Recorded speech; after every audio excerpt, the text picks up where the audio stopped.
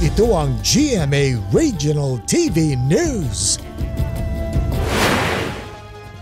Binabantayan ngayon ng mga otoridad ang mga dayuhang estudyante na nangungupahan sa isang barangay dito sa Dagupan City dahil sa mga ulat ng nakawan.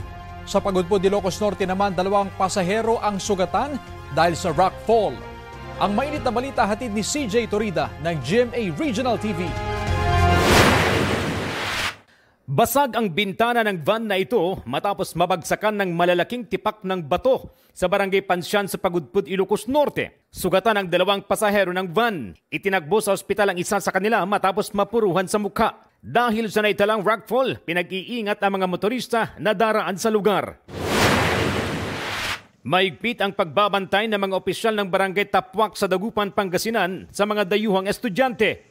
Dahil yan sa mga ulat ng nakawan at pagkakaugnay nila sa illegal na droga. Mari po, mag-avail sila ng boarding house. Yun pala ang pakay nila, ang intention nila is pag nakawan yung may-ari ng bahay o kaya yung mga boarders na nandun. Wala pang pinal na lista ng barangay kung ilan ang mga nakatirang dayuhang estudyante sa lugar. Minsan, hindi tumatanggap sila ng boarders na foreigner, hindi naman nila alam yung identity. Minsan kasi may mga ginagamit lang na kunwaring estudyante, pero may mga iba palang pakay.